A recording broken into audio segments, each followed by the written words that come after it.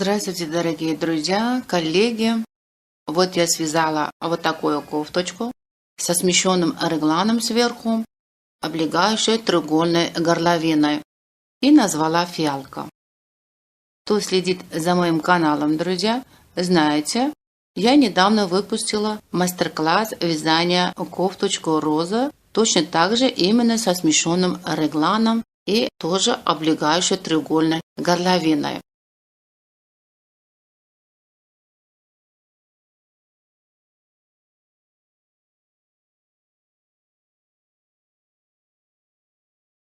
И эту кофточку тоже технически связана и по размеру точно так же, как кофточка роза. Только здесь, после кокетки, мы начинаем оформлять узор. И видите, узор у меня оформлен и по переду, и на спинке. Еще у меня, друзья, на канале есть отдельный мастер-класс именно техническая основа, как связать смещенный реглан.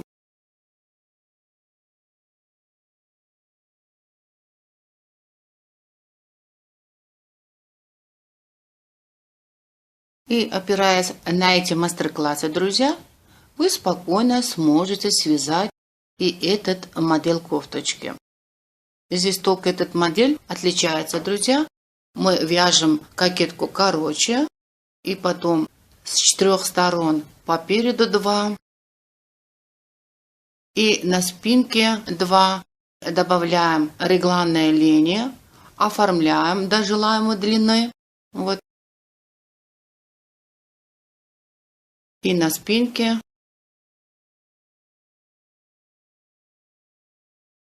и потом мы оформляем подрез. И на этом мастер-классе, друзья, я именно буду акцентировать, как связать регланные линии. И здесь заодно мы с вами вяжем узор. И все технические моменты, как добавляем регланные линии, как оформляем, потом здесь как оформляем узор по переду и на спинке. Все я вам подробно покажу на практике. Теперь, друзья, насчет узора. Вот узор называется розы. И как связать этот узор, тоже есть мастер-класс на канале. Можете там посмотреть, и там подробно на практике показано.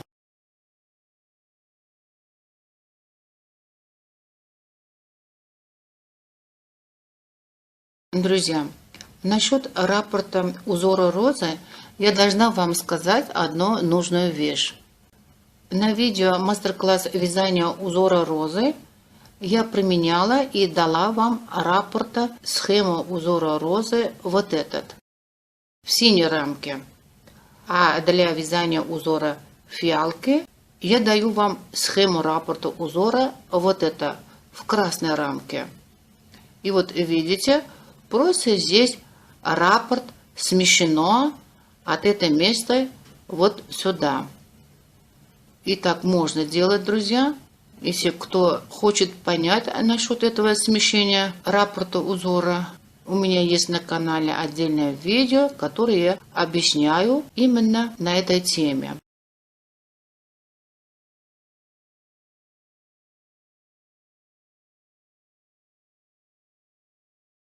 И здесь тоже мне пришлось смещать раппорт узора в эту сторону, чтобы именно красивое место узора попало в центре переда и в центре спинки кофточки фиалки. Этот узор, друзья, можно применить при любом вязании. И при вязании по кругу, и при вязании поворотными рядами. Узор вяжется на нечетных рядах. И вот видите, на схеме тоже показаны нечетные ряды. А четные ряды вяжутся по рисунку. А накиды вяжутся, когда вы вяжете по кругу, вяжете лицевыми петлями. Если вы вяжете поворотными рядами, на изнаночной стороне вяжутся изнаночными петлями. Если вы хотите с другим узором, друзья, вы можете спокойно применить свой любимый узор. Только обязательно вам надо будет при оформлении вот здесь регланной линии обязательно начать узор с этого места. Друзья, как можно увеличить или уменьшить размер кофточки фиалки? Чтобы увеличить размер, друзья, вы будете, соответственно, вязать кокетку длиннее и регланные линии тоже будете оформлять длиннее. Еще можете добавлять больше петель в области подреза. А чтобы уменьшить, значит, вы будете все сделать наоборот. Вяжете кокетку короче, и регланные линии обязательно тоже короче. И, соответственно, тоже можете брать петли поменьше в подрезе.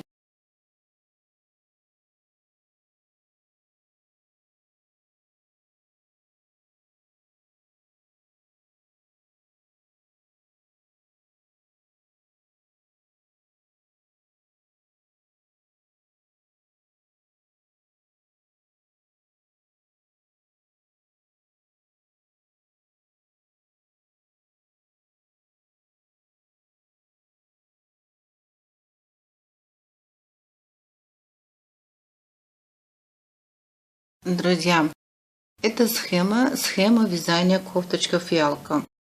По этой схеме я вам объясню ход вязания горловины и кокетки. Вначале для горловины мы берем 116 петель.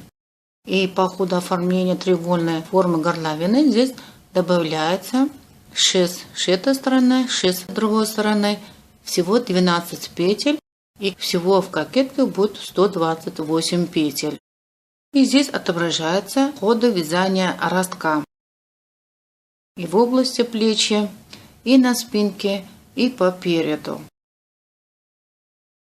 В кофточке розы мы сокращали петли по переду по 9 петель. А здесь мы сокращаем по 10 петель. И это будет 5 сокращений с одним петлем провязывания, а следующие 5 петель с провязыванием 2 петли. И когда наша кокетка достигнет такие размеры, мы будем считать, кокетка готова. Для этого, когда мы меряем размеры центральной части переда, с начала горловины до конца угла кокетки, вот здесь вот так показывается, 22 сантиметра. И еще меряем с начала горловины вот в области сбоку шеи, или с этой стороны, или с этой стороны. И сначала горловины, проекция проймы. И здесь вот показывается, меряем, и это тоже будет 22 или 23 сантиметров. И когда достигнем на эти размеры, мы будем уже считать, что наша кокетка готова. И в моем случае, друзья, чтобы достигнуть до этого размера, по регланной линии в области плечи добавлены по 35 петель, а на спинке по 31 петель, а по переду по 22 петли. И когда мы на всякий случай проверяем количество петель спинки и переда, у нас получается спинка 87 плюс 1 плюс 87 петель, а по переду 88 плюс 1 и плюс 88 петель. Получается 2 петли больше перед, чем спинка. Если получится больше или меньше на 2 или на 4 петли, это такое большое значение не имеет. И всего количество петель готовой кокетки будет 354 петли. И при делении все петли кокетки в моем случае получается для переда 103 петель, и для спинки 101 петель, и для рукава по 75 петель. Вот, друзья, мы распределили петли кокетки такими бирюзовыми маркировками. Петли переда. И с обеих сторон отделили петли левого рукава, петли правого рукава, петли спинки. Вот черная маркировка — это у нас регланная отметка для спинки. И мы остановились в конце ряда, где у нас левая регланная линия, где у нас отмечено начало ряда. И здесь мы отрезаем нить.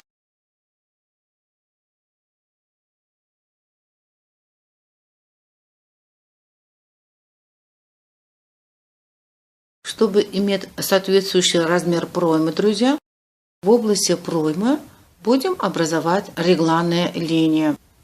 По переду 2 и на спинке 2. По переду, где мы отделяли петли рукава и переда, и на спинке рукава со спинкой, будем отделить по одной петле для регланной линии. Эту петлю мы берем от тела кофточки и будем оформлять, прибавляя накиды через ряд. И длина этой регланной линии должен быть не меньше 4-5 сантиметров. И каждую эту регланную линию, друзья, мы будем оформлять по отдельности. Начнем из этих одной регланной линии, разницы нету, от которых вы начнете. Заодно мы здесь будем заполнять треугольность кокетки. Со стороны петли рукава мы вяжем лицевыми петлями, а прибавленные со стороны переда или со стороны спинки мы вяжем узор. И это как вязать, я вам сейчас на практике покажу.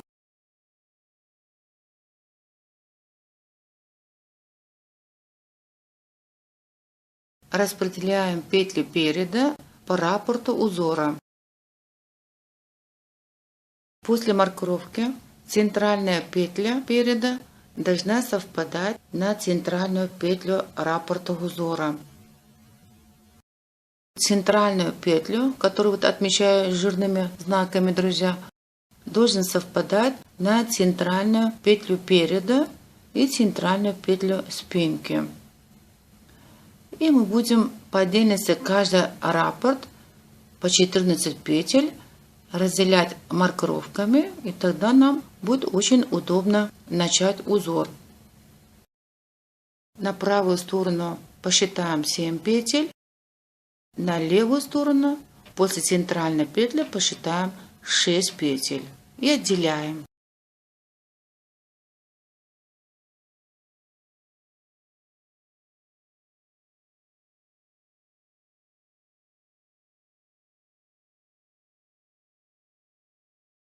Теперь на каждую сторону по 14 петель посчитаем и отделяем и эту сторону, и эту сторону.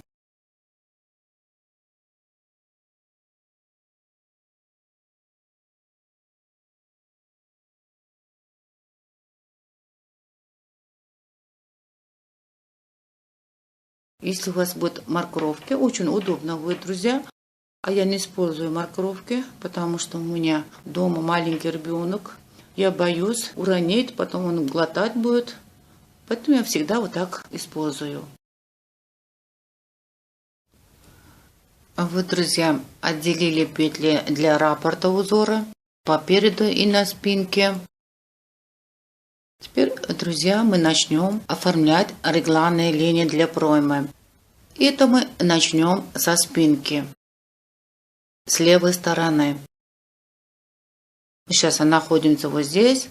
Все петли проводим на правую спицу и доходим до этой маркировки. И здесь после этой маркировки эта петля у нас будет регланная петля. И здесь, когда останется 3 петли, прикрепляем нить и начинаем вязать и оформлять регланную линию.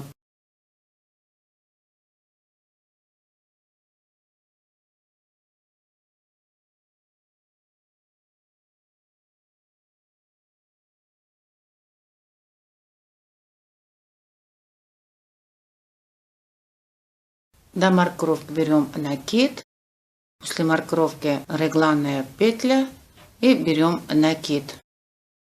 Провяжем 3 петли.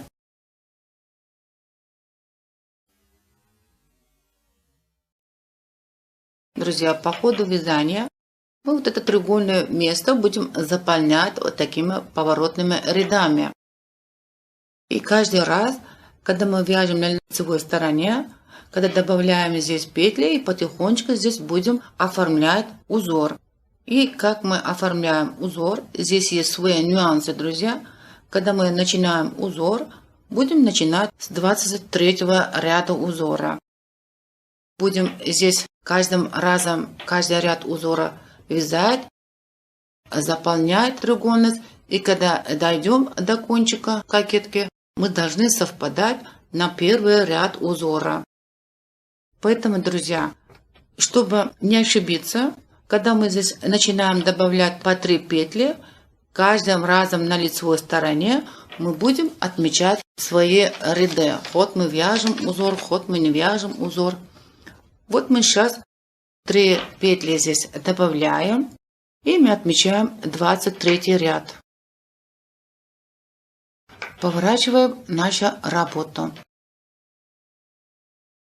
На изнаночной стороне, друзья, первую петлю берем на спицу, не провязывая, образуем 2 ножки. И провяжем все петли изнаночными петлями. А петли накида возле реглана провяжем изнаночными скрещенными.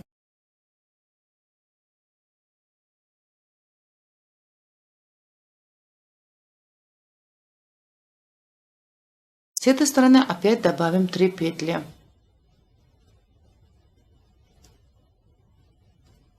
Поворачиваем нашу работу. Первую петлю берем на спицу, не провязывая, образуем 2 ножки. Именно на лицевой стороне петли рукава провяжем лицевыми петлями. Возле реглана берем накид до маркировки, регланная петля, накид.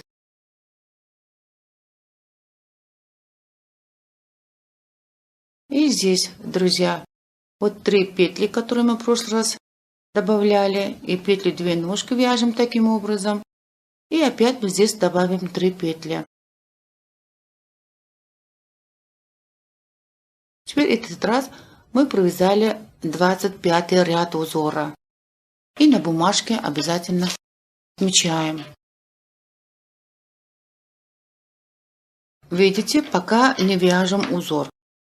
Когда здесь немножко наберется петля, потом мы здесь начнем узор. А пока будем отмечать ряды узора. Поворачиваем нашу работу. Знаете, как вязать на изнаночной стороне. Образуем 2 ножки и все петли изнаночными петлями.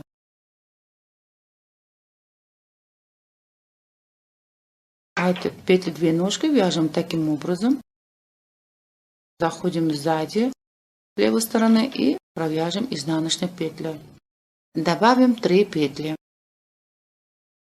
Поворачиваем нашу работу. Мы на лицевой стороне вяжем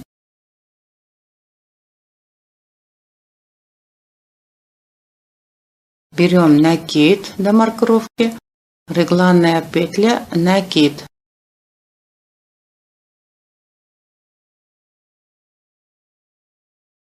Добавим 3 петли и отмечаем ряд, 27 ряд, и поворачиваем нашу работу. На изнаночной стороне как вязать, знаете.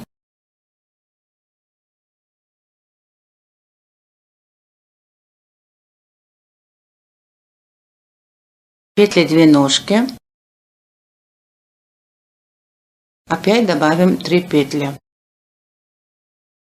Поворачиваем нашу работу.